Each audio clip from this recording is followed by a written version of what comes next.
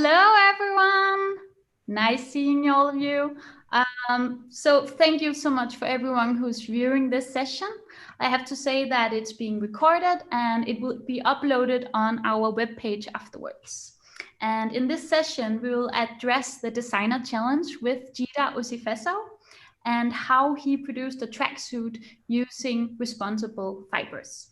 And with me today, I have Cyrill, who's the founder and CEO of Parley for the Oceans. And I also have Jide Osifeso, who's the creative director of him.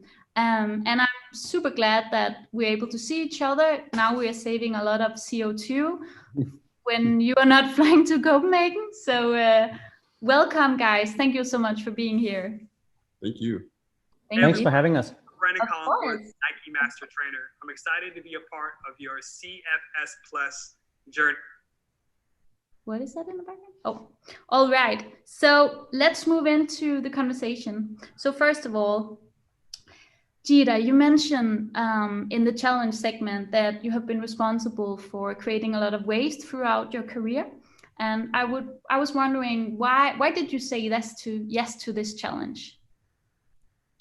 Well, it was I had a relationship with Cyrill prior to this, and talking to him, we kind of discussed, the problem with fashion and as it relates to the ocean specifically. And with this challenge, it kind of presented a way for me to kind of challenge what I've been doing before and just kind of like question processes and understand what I've been doing like through the entirety of my career, especially working in sportswear. And so it was an opportunity for me to challenge what I do fundamentally and maybe come up with new solutions, new ways of going about it. And that's exactly what happened as a result of going through this procedure. Thanks. Yeah, and we're really glad that you wanted to take this challenge. And I think it's really important. And if we look at, Parley, who also said yes to be the sustainable solution provider for this challenge, most sportswear is made of polyester and nylon, which we all know have a huge impact on the environment and contributes to microplastics that's ending up in the oceans, which is something you work with, Cyrill. So maybe could you put some words into how Parley's oceans plastic is produced compared to regular nylon that we use often in the industry? Yes, of course. First, I want to speak a second about Jide. So the interesting thing was when we had the first call back then, we spoke the first time on the phone, and I was like so happy that he showed this excitement, that it was not something where he felt like, oh my God, this is homework I have to do. It was like more like, what's the future? What can we do? How can we create things? And I think that is what we're looking for. We're looking for the next generation of top designers that are saying, I'm taking this on. I want to study it. I want to know it. I want to engineer it. And they're also seeing an advantage in it. They're seeing an advantage in like defining a new generation of materials. And that's why we were not even thinking twice when we were invited to do this challenge with him. The truth is that at Parley, we believe in a material revolution. We believe that all these toxic substances for which the fashion industry stands for, unfortunately, they need to go. We need to let this all behind us, and it sounds like a big thought, but to be very frank, the fashion industry looks back on a supply chain development that had been very slow, very Stone Age. And I think this is the first year, and it sounds sad because we started in the fashion industry with Parley, fashion and art actually. It's the first year where I see serious commitment from fashion brands when we're talking to them. Because at Parley, yes, we speak ocean plastic. Yes, we speak how can we take all this plastic back from nature, upcycle it and replace virgin plastic with it. But also we're talking about the next generation of materials, the future of plastic, the future of leather, the future of fur. Because the truth is, the future is not built on fossil fuel. It's built on biotech. Yeah, I think you're completely right. And I think that it's important. And I think, and maybe in terms of, COVID, I think there is a lot of designers out there and fashion houses in general who's taking this much more serious in general around sustainability compared to before, as you mentioned, that this year is maybe where they took it all serious, even though it's kind of late, but it's never too late in the end because we really need to do something.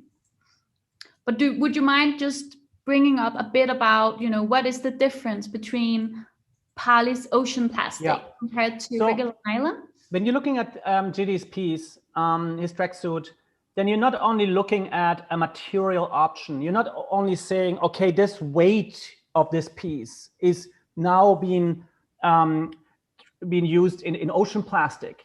It's more than that, because in order to get this fabric together, we collect probably 5 to 10 times more of that material out there. That means at the end of the world. That means in remote islands, remote coastal communities, and on beaches where nobody ever would pick up a piece of plastic. And that means, like, for every bottle that goes into the fabric, probably we picked up the weight of 10 times more than that.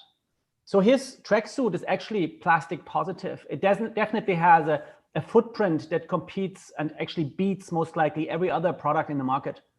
So it's actually a kind of, you can see it as a dirt devil, as a vacuum cleaner. You wear one of these tracksuits, you're going to clean up 10 times more of that. And the truth is that what we're trying right now is we're trying to expand our operations. And we are so far in 33 countries in the world with cleanups. We are trying to expand them to every country with a coastline. And we have a partnership with World Bank, and actually countries are now becoming partners, and they're buying into our strategy, avoid, intercept, and redesign, where full countries say, we want to end the plastic crisis. How can we collaborate with Palais? How can we transform this waste into an asset? But also, how can we find a way out of these materials? Yeah.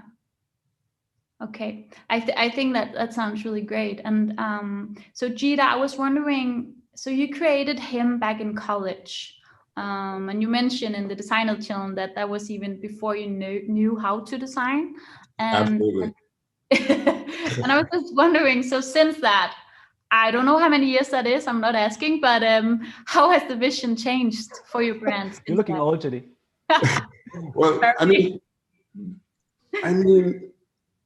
I think the most fundamental change that happened was maybe in the past year or two. We were in Paris taking appointments, and I met with my friend Dio, who's a friend of all of us. And I was showing him the line, like, hey man, like, look at this. This is like, you know, we were gone for a few years and we're back, and I'm so happy with this. Look at all this. And I'm showing him all these new fabrics and prints and the concepts that I have and blah, blah, blah. And he's like, I really love the design. I really love what you've done. And I was like, well, he's holding something back. Like, what is it? Is it like I'm getting subconscious, right? And so he's like, it's not responsible. And I'm like, what do you mean responsible? What does that mean? Like, I'm irresponsible? He's like, no, like, you know, you have a lot of like really beautiful fabrics and you spent a lot of money on this, but like, it's not sustainable. It's not victimless. And so for me, that kind of blew my mind and led me to meeting you guys, led me to meeting Cyrill, led me to just fundamentally changing the way I wanted to go about doing the project and the way that I wanted to go about kind of doing my business, even my perception of success. It really changed it, like from the ground up. It was completely like, okay, I need to like start again and figure out the best way to go about doing this, because, you know, especially like now in 2020 and what's been going on, honestly, forever, but now we have the information in front of us more readily. It's like, we as a people need to be generally more responsible with the way that we go about doing everything, the way we talk about people, the way we eat, the way we, you know, just conduct our lives. So when it comes to work, especially when you're trying to be creative, I think if you have the ability to be sustainable and responsible, you have to do that. And so for me, I mean, this project is nothing else. It's a conversation. It's an art piece. It's something that I want to use as a means of expression, and it has to be victimless. It has to be responsible, or it's just not going to happen. So that's very much different than what I would have told you even 2 or 3 years ago. But that's where I am now. And I think you're a really great example of that. You know, that someone's vision and inspiration can change throughout the years when you become more aware that responsibility is really needed. And for all of you guys listening in, I'm going to show, you know, the digital design studio in the end of this to keep you all staying tuned in. I think it's really some cool product that you have made together, guys. But what you just said, Jide, I think, you know, there is a lot more sustainable or responsible choices out there, especially within fashion, but within all industries. And again, in the video segment, and you also just mentioned this now, you talk about that the sustainable choice should be accessible for all. which we would like it to be, but do you think that sustainability is inclusive, or is it more an elite? I wouldn't use the word elite, but it's not inclusive for all. And I think that comes down to maybe just the function of price. Like, I think if you want to talk about inclusivity, you have to talk about being able to offer to everybody and not require them to spend more money on the product. And so, I mean, I would love to see, people be able to use upcycled, recycled, carbon negative product at a bargain price point, be able to get it at places where I grew up. Like my mom was never going to spend $50 on a t-shirt for me. That just wasn't going to happen. She would just lose her mind if she had to. So, growing up in the places that, me or people like myself, or generally most people on this planet, they need to be able to think about price consciousness and also try to be responsible. So if we can offer that to people at a lower price point, I think that's the true ingenuity. That's when you have no excuse to not be responsible, because there's no barrier to entry, besides, the amount of money you're already comfortable with paying. Because yeah, it's tough to, be like, here's, this made out of hemp and it's recycled and it's organic, but it's going to cost you something that's you're not going to be comfortable with paying, and you're not going to do that. You have to give people the opportunity to make a better decision. Yeah. What is your opinion on this, Cyrill? I mean, it's the beginning of a movement. And even if we are in this since nearly a decade now at Palais, it's still the beginning of a movement. And 8 years ago, when we started Palais, people looked at us and they thought we were crazy, Yeah. and they couldn't believe that we would go at the end of the world and taking trash out of the environment and upcycle it. Today, you see in laboratories, materials being grown, alternatives being made. And unfortunately, yes, right now it's the big brands, it's the big fashion houses. You just saw an announcement with Adidas and carrying around Milo and all these things. The truth is that right now the game is defined by the first movers. But it's even not the case that an Adidas or a Kering is investing billions into these new technologies. So the investments have to come from investors or from sovereign states, either individuals or even countries putting money in. And I compare that with the digital revolution back then. The internet didn't just pop up because some people decided to make it happen. It was like multi-billions of dollars investments into a new technology that then became a new standard. And I like to compare the digital revolution with what we call now the material revolution. I like to compare that because it needs a lot of R&D. And at Palais, we are working on making things like ocean plastic big and mainstream and growing it as fast as we can, and giving designers support, but also aiming at making it a new standard where people can just order fabrics in anywhere they normally buy. This will be the ultimate goal. But to be very frank, ocean plastic, even if it sounds great and it's a big improvement towards virgin plastic, it's not the solution, And when you're looking at the solutions, then we're looking at biofabrication, green chemistry. It's about learning from nature, really. It's about like seeing how we can grow algae, proteins, mammalian, yeast, enzymes. How can we learn from nature that had millions and millions of years of research and development? And how can we apply these factories of nature to our own materials? And again, we're talking billions and billions and billions of dollars investment. And I think it starts all with willingness. It starts with demanding. And then normally the market reacts fast. So if a generation of emerging designers now says, we want to democratize this material. Right. We want this now. I'm not accepting this anymore. I will not be part of mass murder. I will not be part of mass destruction by putting chemicals out there that kill. Then more or less the industry will follow, and that's always the case. So we first had to create a trend, and fashion is perfect for that. But we're not only talking fashion. This will be bigger than fashion. But fashion, I think, has the role to play here to escalate, to dramatize the material revolution and to win time for us all and to make it mandatory for designers. And then at the end, in the next 4 or 5 years to come, you will see democratic solutions. You will be able as a designer to just buy into alternatives. Probably in 7, 8 years, it will be impossible to find toxic materials.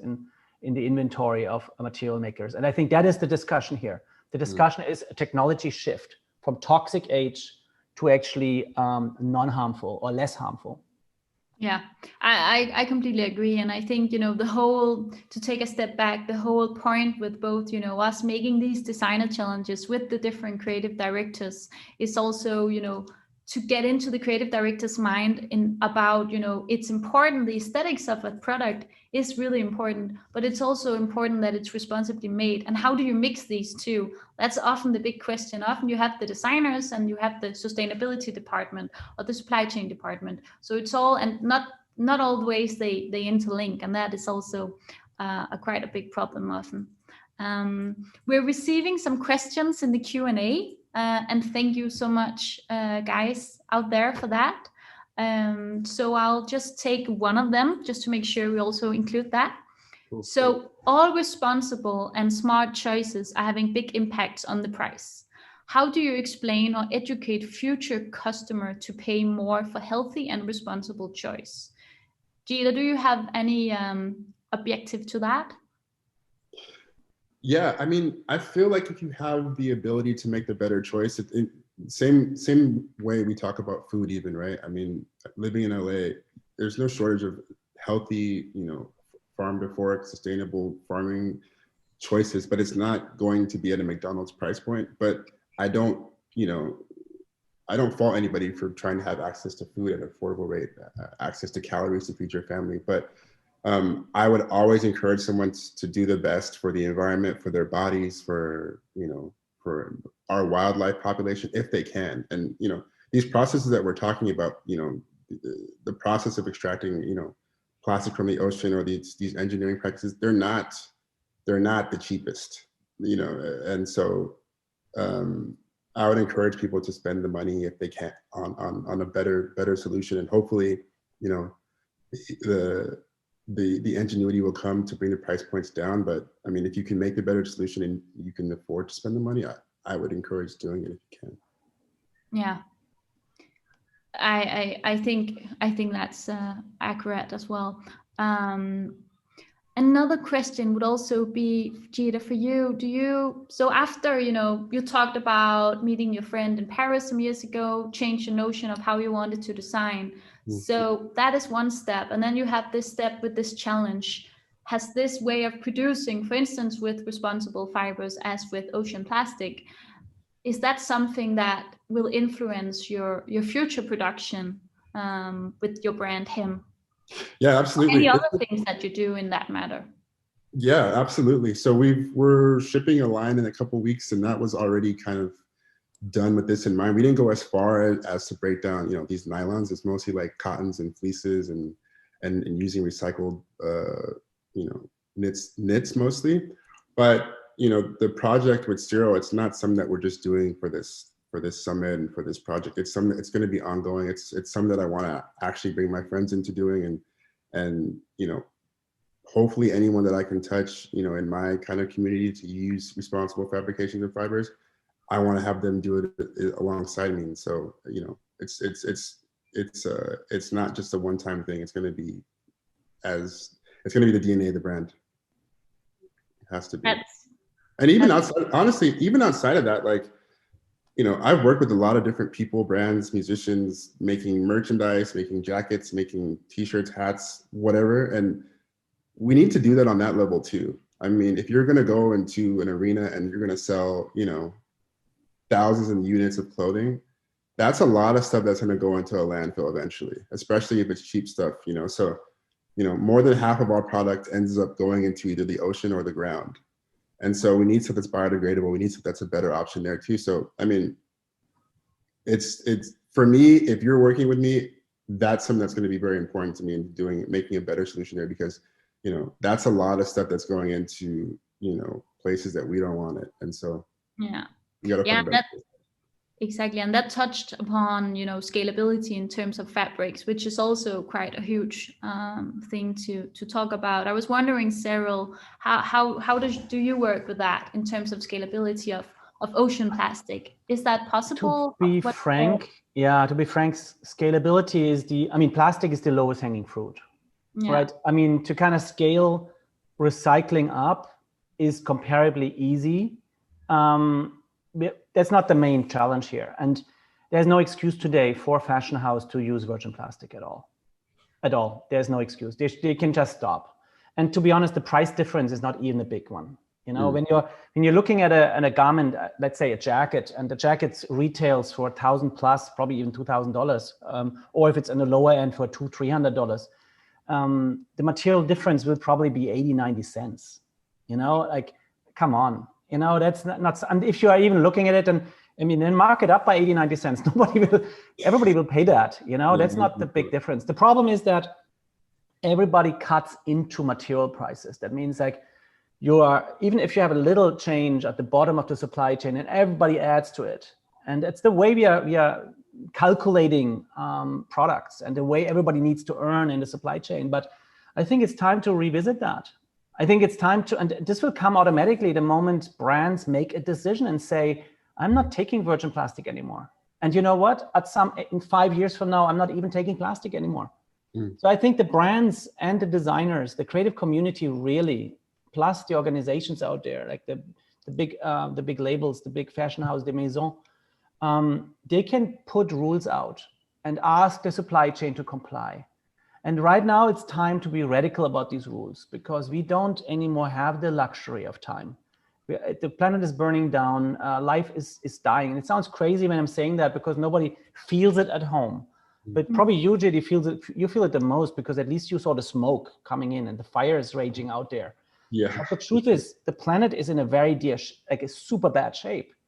And we simply can't afford anymore to kind of stick to the old ways. It's not possible. No, I think you put it really, really well there. You know, they should just say no to virgin plastic. We don't take it anymore, convert, just offer us something else, you know, and we're going to give you 2 years or 3 years to convert.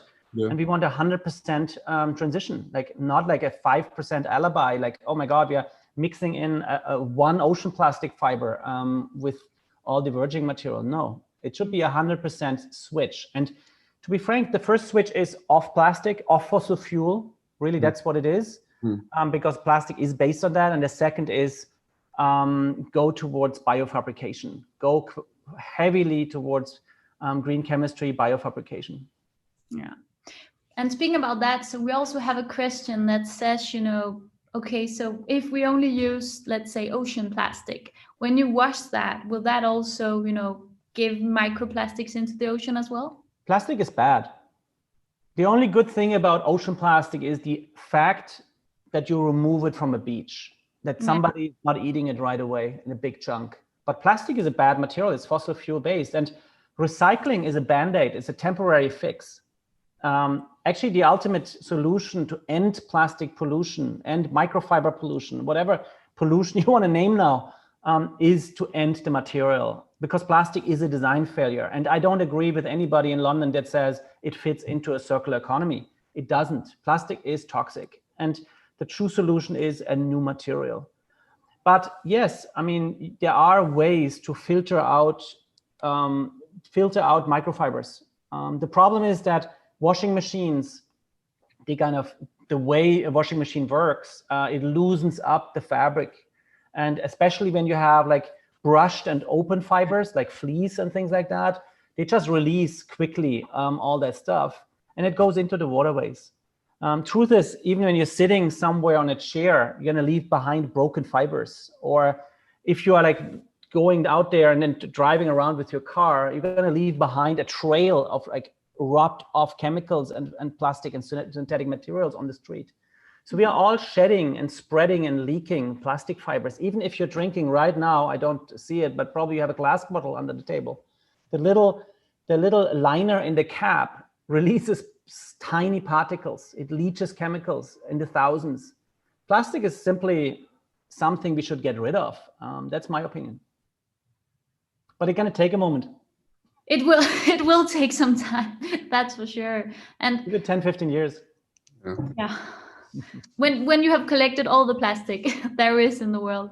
Yeah, it's coming back in. That's the problem. There's 8 million tons of plastic entering our oceans every year. And that's just what we're allowed to say. But the truth is, It's in tap water, it's in the snow, it's in rain, it's in the air, it's everywhere. The planet is plasticized, and the only long-term fix is to redesign the material. Short-term, yes, we can try to intercept it, get it back from nature, but we should mainly try to avoid it. Thing is though, if you're speaking now to somebody who is like an animal rights activist, they won't like the idea that you're switching my glasses into a turtle shell, or that you're suddenly running around with leather or even wool. So it's a question of picking your battle, you know, for the vegan movement. And you're looking at Stella McCartney, she has done a big service by switching off natural materials. But you can then on the other hand say, okay, wow, suddenly she uses this toxic material plastic. So it's a question of which battle one picks. And we are here at Palais in the battle of fighting plastic. Others are in the battle of fighting leather and fighting meat consumption. To be honest, in the best case scenario, you fight it all. And it's just a lot that needs to change. And I think we have to kind of keep the campaigns in a way separate at this point. And at some moment in time, we will hopefully all sit in an environment that is not anymore suffering of our crazy meat consumption, or fish killing, and all these materials we are using. Yeah. But we are in a process. It's the beginning. It's still the beginning. And that's hard to say. It's the beginning of a revolution. And you can compare it really with digital. It takes years, and it will take the next 10 years, but it will go so fast that the brands and the companies, even the governments that are missing that change, they're going to have a very bad time catching up later. Yeah. And it's as, you know, as we always say also here at Global Fashion Agenda and in general with brands, you know, no brand is 100% sustainable, because then they wouldn't be a brand. And, you know, as you say, you put it quite nicely, pick your battles. You know, you can't both do everything at once. You need to pick the different and take the one that you then believe in, until that we have a solution at least. Yeah, and I think the idea of being perfect is the wrong one. Nobody is perfect, you know, and the truth is that pivoting, if you have a process, and I call it eco-innovation, not sustainability, if you have a process of changing, you have to allow mistakes, and you have to learn from them, and you have to actually encourage people to do step by step. But then also, honestly, if they're putting announcements out, also like call them out if they're not hitting these announcements, these goals. But you should not, and we should not demonize people who try. I think it's really right now the moment where everybody should try their best, and we should encourage them. Yeah. And just to take up another question from the audience that fits into this as well. So, Jide, sustainability is a trend right now. That's not a secret, and it's good for a lot of reasons that it's a trend. But how do you, as a designer, you know, how do you ensure that it doesn't become greenwashing to do what you do? I mean, I think that speaking towards what we were talking about before is like, when I went outside last week and the week before, I was smelling smoke in the air. And when I turn on Netflix, I see David Attenborough telling me about how horrible the planet is like right now and how much we're doing to destroy it. I don't think it can be a trend, because it's not going to get any better unless we fix it. You know, like, push has already come to shove in terms of the environment and in terms of the way that we're treating it. So, I mean, if it's trendy, I don't know how it can become a trend when it's something that's so evident. It's knocking on your door every single day. I mean, it's October and it's going to be 90 degrees here in California. It shouldn't be this way, and it's only going to get worse unless we fix it. So, you know, something as small as, you know, wearing a different kind of jacket or shirt or can really go a long way in terms of the concept and the theory of people being like, everything has to be a little bit better because here's the actual consequences. I don't think that it's going to change. I mean, it's trendy right now, but I'm glad it is. I want it to stay that way forever. And I believe it will stay forever. It's not a temporary short trend. This is the beginning of a massive change. And actually, it is important that people are excited finally about it and don't feel like, oh my God, this is just stiff homework. It's good that it's conceived as a trend. It's good that it's conceived as a must, you know, and it's also good that that products become conversational items. And some people say, oh, I'm actually advanced. I'm doing this before others do it, because that drives the whole society of this planet towards change. Yeah. Yeah, I think, go ahead. Go ahead, Jide, sorry. Yeah, I think I think even to take a little bit of a step further is the way we look at like these companies that we've been supporting or that we spend our money with. Like there's people that can make really amazing product and that can, you know, sell you stuff that you kind of use every single day. But I think with more transparency and more education, people can look at these brands and say that, yeah, these brands are successful, but they're really big pollutants. And they use these like plastics or these nylons that are really hurting the environment. And I'm not going to support that anymore. And when someone's bottom line is hurt, that's when they really start to change. And I think that's the evolution of this. I don't think it's going to go away. I think it's just going to get more and more widespread. People are more educated and they get every day more educated. Yeah. Yeah, agree. I think, okay, so we got around a lot of really interesting questions and we only have 2 minutes left. So what I'm going to do is I'm going to share the digital design studio for all the viewers out there to see. And then let's end on a high note. Not that this wasn't a high note. It was a really great case with you guys. But I just wanted to hear, you know, okay, so from here on, what was the key learnings, Jide? And Cyrill, you can also pitch in. But maybe let's do that while I share the product that we have been discussing. Let me just... Yes, you see my product, your product. Yeah, there it is. Perfect. This is the digital design studio, and I would encourage everyone to go in and see it. It's something we've made the last couple of months that we're really proud of, and I think, you know, the work that you guys have done together is incredible. Here is also the designer challenge that people can watch. But Jide, let's what is the best key learning, you know, from this project? I think the thing I took away most is that, you know, every step of the process that you do creatively needs to be examined, and you need to be able to say like, this is the best version of this that I can do and the least harmful. So, I mean, even going through this process, I've learned how to eat differently. Like there's some things I won't even eat anymore because I'm just like, shit, this is bad. Like, wow. It's just a little higher level of consciousness because we do so many things throughout the day. There's so many processes that we have to undertake, you know, and so you might not think that this is harmless. Like, oh, I'm driving a diesel car. This is fine. No, it's not. You should drive an electric car, and you should have solar panels on your house, or this, that, and the third. And it's a never-ending battle to be more responsible. But I think it's something that we as a people should feel responsibility to undertake if we can. And so that was. I worked for a lot of sportswear companies in the past, and I've made a lot of tracksuits. Tracksuits are something that I've been doing since I was 19. But I've never thought about using tracksuits that are, you know, plastic negative, which is great. And so that can be taken to other aspects of my life and my career. All right. Thank you so much, guys. Time's up. I think, you know, thank you both of you for attending. It was a really, really good conversation. And let's, you know, one key takeaway from this is definitely, you know, we can all do better, and we should all, you know, do much more with responsibility in general, in all aspects of life. Yeah, thanks for having us. Yeah, of course. Well, see you around. Bye-bye. Cheers. Bye. Thanks for having us. It was great. Yeah.